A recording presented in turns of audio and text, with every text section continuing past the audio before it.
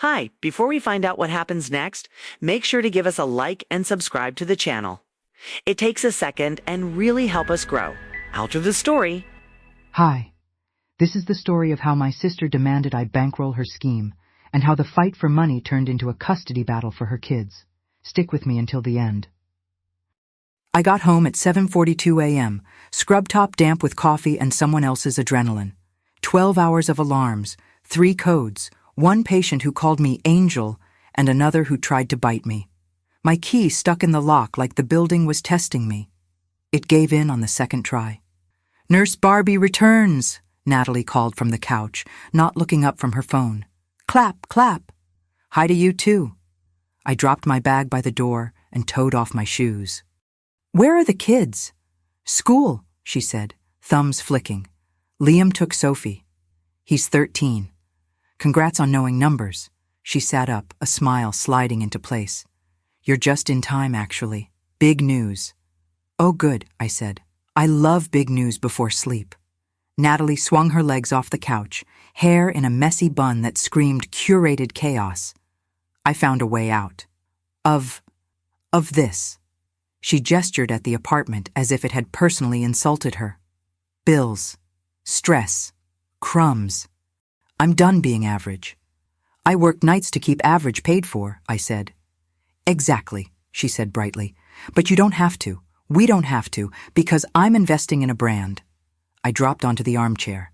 "A brand." "Not an MLM," she added preemptively. "It's an affiliate-led wellness collective."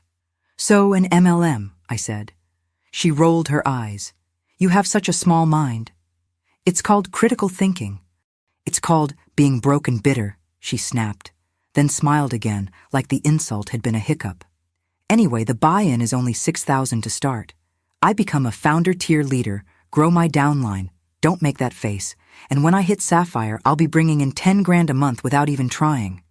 "You don't make 10 grand a month doing anything without trying," I said, "and you don't have 6,000. That's where you come in." She said it like I'd won a prize. "You'll front it. You'll make it back in like a week." I stared. "Natalie." "What?" She blinked, offended. "You always say you want to support me. Here's your chance." "I support you by feeding your kids and covering half this rent," I said. "Not by lighting $6,000 on fire." "It's not fire," she said. "It's fuel." "For who?" "For us," she said, as if the word were a spell. "Think bigger, Amelia. I'm done being stuck. Derek agrees." "Where is Derek?" I asked. She waved a hand. "Interview." "Sleeping," I translated. Again. "God, you're exhausting," she said. "It must be all that caring. You should try not caring. It's lighter." The apartment door clicked. Derek Collins stepped in, beanie on, beard trimmed within an inch of interesting. "Yo." "Tell her," Natalie said, pointing at him. "Tell my sister this is smart." Derek glanced at me, then at the sink full of dishes, then back to me with a grin he thought was charming. "Low risk, high reward. It's like crypto, but for wellness." "You mean like gambling but with powders," I said. "Wow," he said. "You're always so negative." "I'm tired," I said evenly. "There's a difference." Natalie stood, hands on hips. "Look, Amelia, I'm not asking. I'm telling you what's happening. I'm joining. You'll invest. And you'll need to take the kids more for a few weeks while I build momentum. School drop-offs, pickups, dinners. Also, I'm cutting my hours at the cafe because I can't be tied down." "You already cut your hours," I said. "To 0. She smirked. "So you remember." "I remember everything." "Great," she said. "So you remember that family helps family. You'll cover this month's rent too, just until the downline activates." Derek nodded like a bobblehead. "She's got the vibe. She'll crush." "You two use words like they can't hear you," I said. "Downline, crush, founder tier. None of that is actual money." Natalie's smile hardened. "What is your problem? Why do you hate me being happy?" "I don't hate you being happy," I said. "I hate you mortgaging your kids' stability on a fantasy and asking me to pay the interest." The apartment went quiet. Morning traffic hissed outside. A kettle someone forgot to turn off. Natalie took a breath. You're a nurse. You change sheets. You hand people pills. You are not special. My mouth went dry. I'm the reason Liam makes it to soccer, and Sophie has clean clothes on Mondays. I am the reason this apartment hasn't drowned in bills. And I am the reason you have a family to brag about helping, she shot back. So put your cape down. Sign the check. I stood. No. She flinched like I'd thrown the word. Excuse me? No, I repeated. I'm not funding your scheme. I'm not taking on more hours with the kids. I'm not paying your rent again. I can help with groceries when I can. I can do school pickup if I'm off. But I am not the solution to a mess you keep making. Derek laughed. You hear her, Nat? Boss Babe learned no on Duolingo. Shut up, I said without looking at him. Natalie's face shifted, offended to wounded to contempt. Wow, so you are abandoning us. Us, I said, and the word felt like a thread snapping. Your kids aren't a collective noun for whatever you want. The front door opened again, Liam's voice low and cautious. We're back. Sophie forgot her lunchbox. Sophie darted in, pink backpack bouncing, hair crooked from a rush. She stopped when she saw our faces. Are you fighting? No, Natalie said too brightly. We're brainstorming. Liam looked at me. He's 13, but sometimes his eyes are older than mine. You okay? I'm fine, I lied. Sophie slid to my side, small hand finding mine. I drew you something, she said, shoulder pressing my hip. A nurse superhero. Natalie laughed once, sharp. Perfect timing. Liam's gaze flicked to the coffee table, where one of those glossy founder kits sat half open, all teal boxes and fake gold promises. He read the logo, quietly. Is that the powder thing? It's an opportunity, Natalie said. Grown-up talk. Liam put the lunchbox on the counter. We have a math test, he told no one. Today. Great, Natalie said. Go be brilliant. He looked at me again, a question I couldn't answer sitting between us. Sophie squeezed my hand. Can you braid my hair? Always, I said, even as my head throbbed. In the bathroom, Sophie sat on the closed toilet lid while I untangled her hair. She stared at our reflections. Are we okay? She whispered. We're okay, I said softly. We will be okay. Promise? Promise. When I stepped back into the living room, Natalie was by the window, voice low into her phone. Yes, Sapphire by summer. My sister's in for the founder package. We're flush. My jaw clenched. Derek watched me, smirk back in place. You'll cave, he said. You always do. I picked up my bag. Not today. Natalie hung up.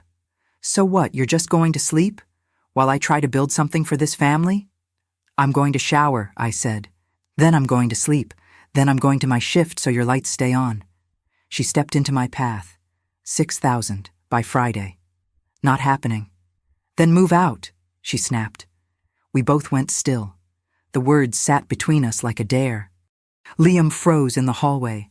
Sophie's mouth opened like a small startled O. Natalie doubled down. You don't want to be part of this? Don't be. I won't keep begging. Either you're with me or you're out. I looked at the kids. Their faces were two different storms. Liam's tight control, Sophie's shining panic. Careful, I said to Natalie, quiet. You're saying things you can't unsay? She lifted her chin. I'm finally saying the truth. Okay, I said. My voice surprised me, steady, empty of everything but decision. Then hear mine. I won't fund this. I won't be bullied. And if out is the choice you're offering, I can take it. Sophie stumbled forward, grabbing my wrist. No, she whispered. Don't go. Liam's jaw worked. She doesn't mean it, he muttered. She means it, I said, eyes on Natalie. She always does when it costs someone else. Natalie folded her arms. Clock's ticking. I brushed past her. In my room, I shut the door and leaned against it, heart punching my ribs. The shower hissed on, steam fogging the mirror. I stared at my face until the heat blurred it into someone braver. By Friday, she wanted $6,000. By Friday, I would need a plan. On the other side of the door, Sophie's small voice floated up, breaking like a wave on tile. "Liam, if Auntie leaves, who makes pancakes?" I pressed my forehead to the wood. My throat burned. "Me?" Liam said, trying to sound grown. "I'll learn." Natalie's voice cut in, crisp. "You'll both learn a lot this week." I turned off the water, sat on the edge of the tub, and pulled my phone from my pocket with wet fingers. Rachel Kim.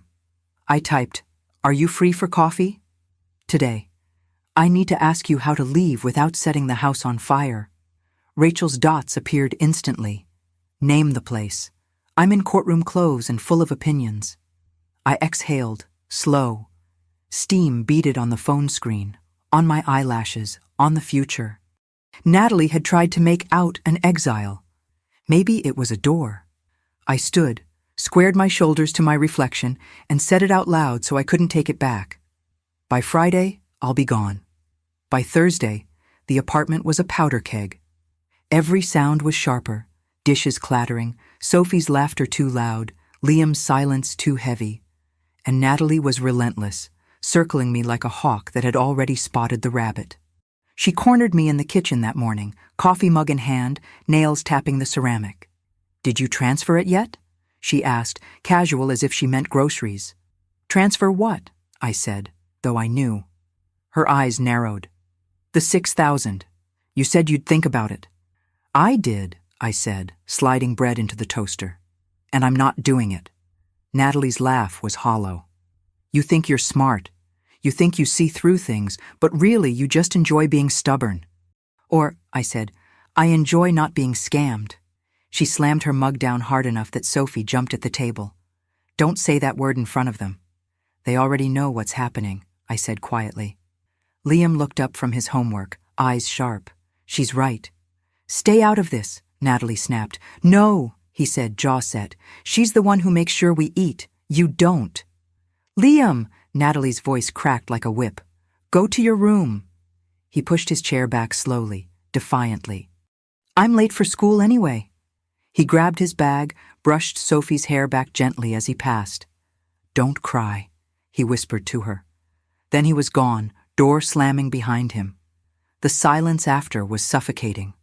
Sophie stared at her cereal like it was a punishment. Natalie turned back to me, shaking. "This is what you've done. You've turned my son against me. You think you're the hero, Amelia, but you're poisoning them."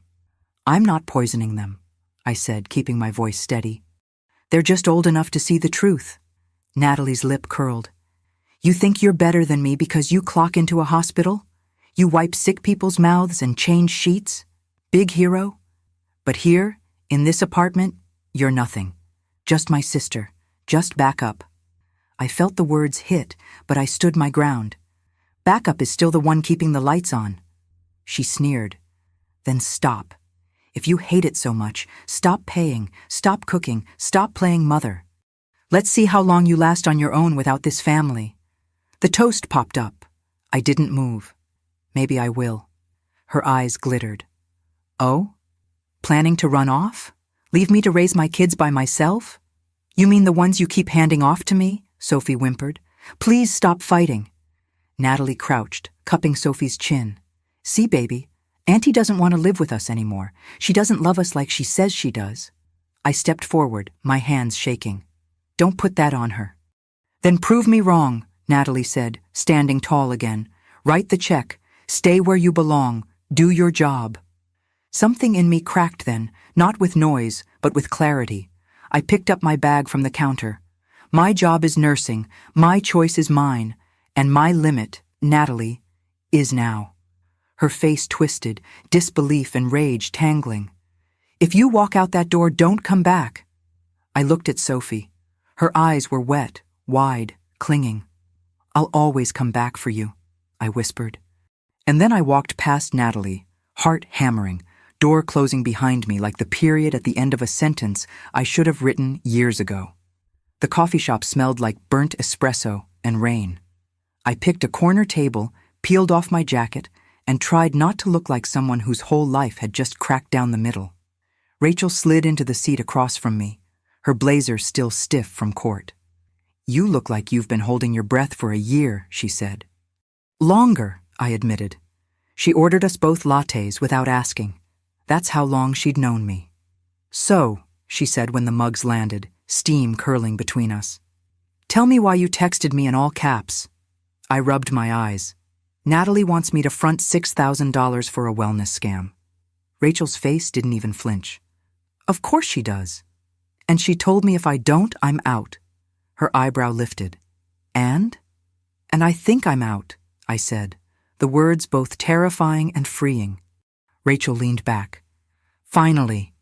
I laughed, broken and small. That's your reaction? Yes, because I've been waiting for you to say it for years. She slid her phone across the table. Look, I already pulled listings, studio apartments, nurse affordable, safe neighborhoods. I knew this was coming. I stared at her. You've been scouting my escape? Call it contingency planning. The latte burned my tongue, but I welcomed it. I can't just leave the kids. Rachel's voice softened. You're not leaving them. You're leaving her. There's a difference. That night, back at the apartment, I hid the printouts Rachel gave me in the bottom of my bag. Liam sat at the table, math homework spread out like a battlefield. Where'd you go? He asked without looking up. Coffee with Rachel. He nodded, chewing his pencil. You're moving out, aren't you? My chest squeezed. Why would you think that? Because you packed your scrubs in your room like they're armor, he said flatly. Because you don't yell back anymore. You just look done. I sank into the chair across from him. Liam, don't lie. His voice cracked on the edge of 13. Just tell me, please. I reached across the table, covered his hand with mine. I can't stay in this forever. But no matter where I live, I'll never leave you and Sophie. He swallowed hard, nodded once, eyes glassy. From the doorway, Sophie padded in, hair sticking up from sleep. What are you talking about? Bedtime, I said quickly. She shook her head. I heard. You're leaving. Her voice trembled. You can't. If you go, pancakes stop. My throat ached. I pulled her into my lap. Sophie, pancakes don't stop. I'll always make them for you. Always. Even if I have to drive across town. Her small arms clung to my neck. Promise? Promise. Behind her, Liam stared at me, silent, like he knew promises weren't enough, but couldn't bear to hear the truth out loud. That night, after they slept, I sat at my desk with Rachel's listings spread out. Rent, deposit, commute time. I did the math with shaky hands. If I picked up overtime shifts, I could make it. Barely. I heard Natalie laughing in the living room, Derek's voice low and smug. She'll cave. She always caves. I folded the listings, slid them back into my bag. For once they were wrong. This time, I wasn't caving. I was climbing out. Saturday morning should have smelled like pancakes. Instead, it reeked of Derek's cologne and Natalie's perfume mixing into something sharp, invasive, sour. I'd just finished my night shift. My body begged for sleep, but the apartment was buzzing. Derek sprawled on the couch, phone in hand, talking about marketing funnels. Natalie paced the kitchen in leggings and a silk top like she was already the CEO of a fantasy company. Perfect timing, she said when I walked in. Sit. We're finalizing things. I'm not sitting. She slammed her hand against the counter. God, Amelia, do you have to make everything difficult? What exactly is everything this time? I asked, dropping my bag by the wall. Derek didn't look up from his phone. The downline launch. The scam, I said. Natalie's eyes flared. It's not a scam. It's vision. And guess what?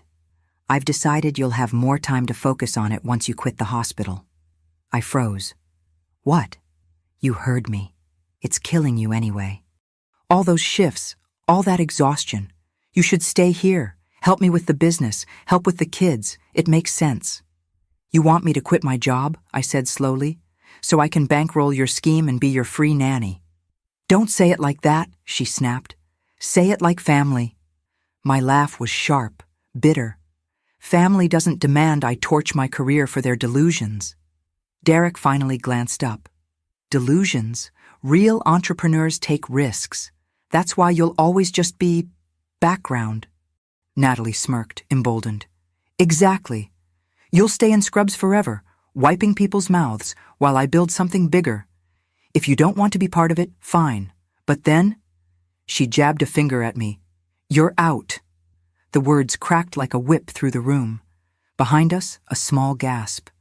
Sophie stood in the hallway, blanket clutched around her shoulders. Liam was right behind her, eyes already hard. Don't talk to her like that, Liam said.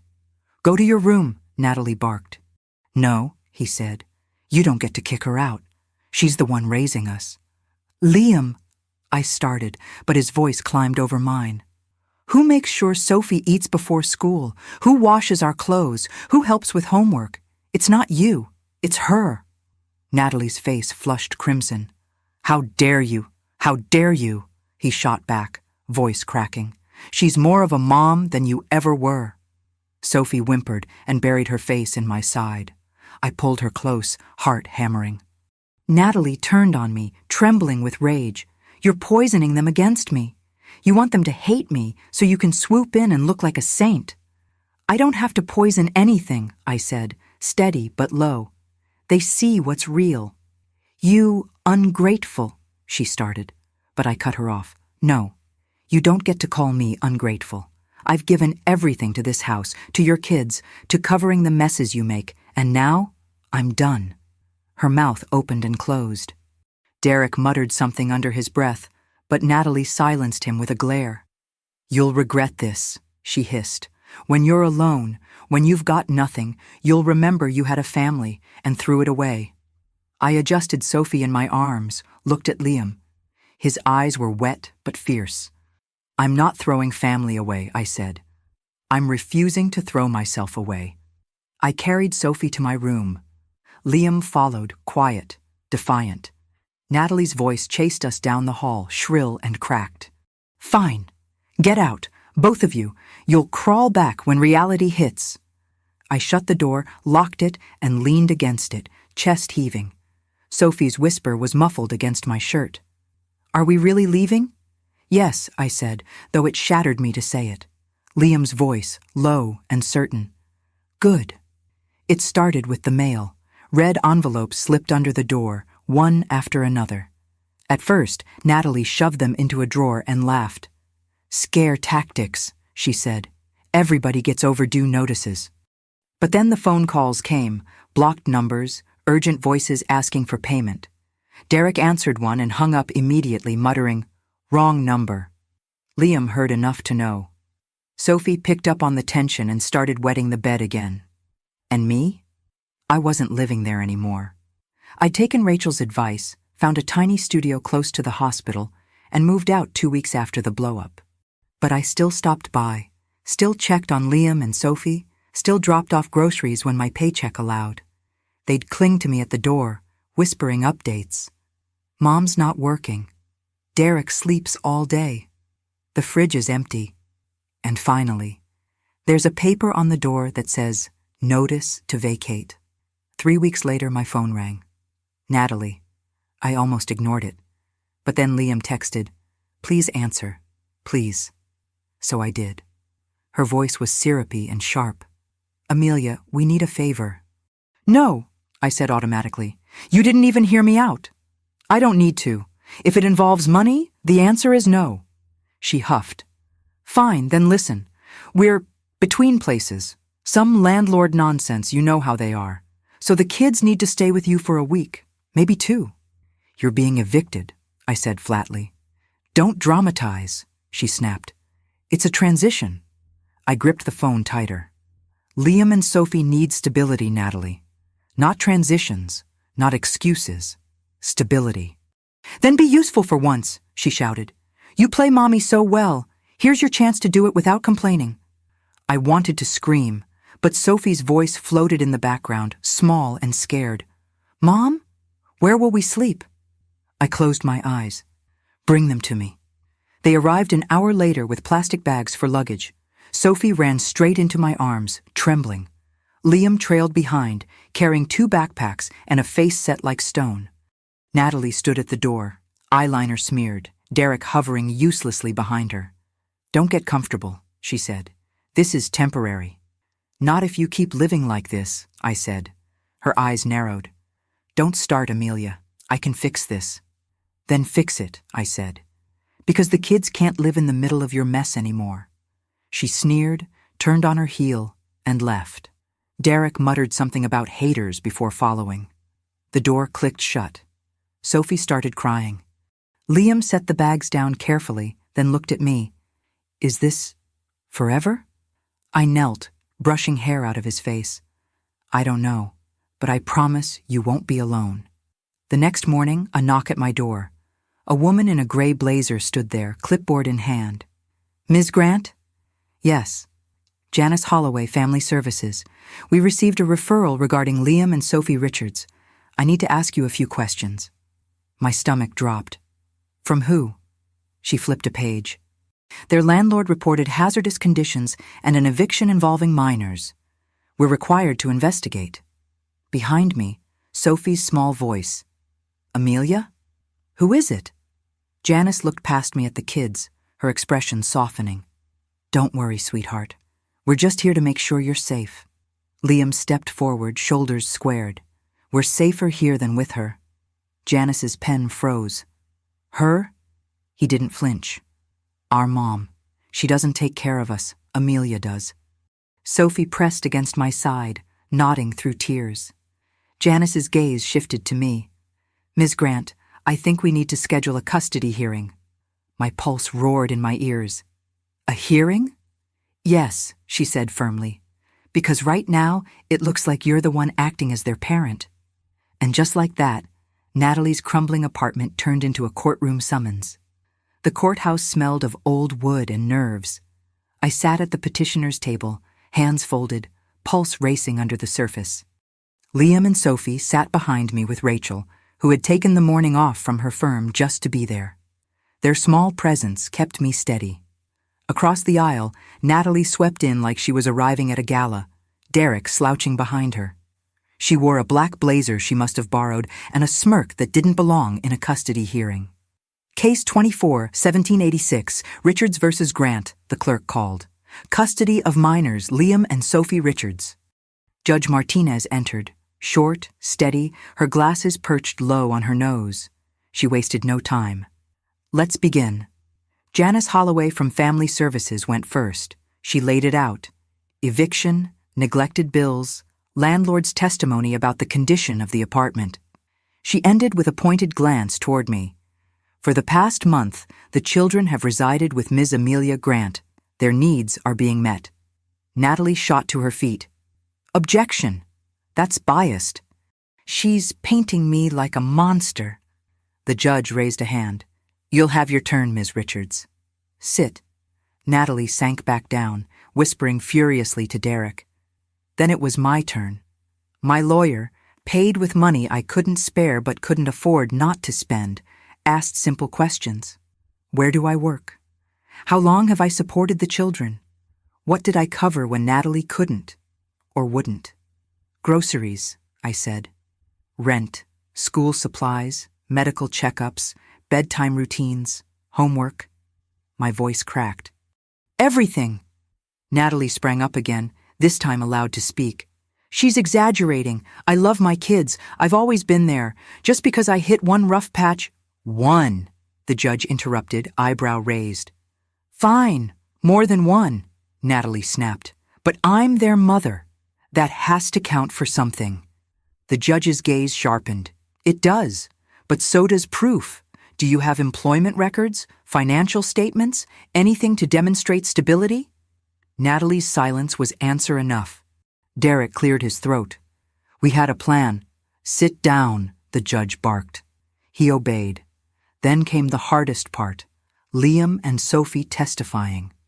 Liam walked to the stand first, back straight, voice steady. Amelia's the one who takes care of us. Mom goes out, or she sleeps, or she fights with Derek. But Amelia, she shows up. Natalie's face twisted.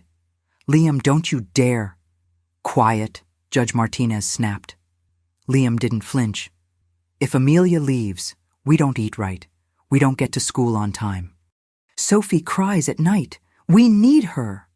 The room went silent. My throat burned as I fought back tears. Then Sophie, tiny in the witness chair, voice trembling. Amelia makes pancakes. She braids my hair. She tells me we're safe. I want to live with her.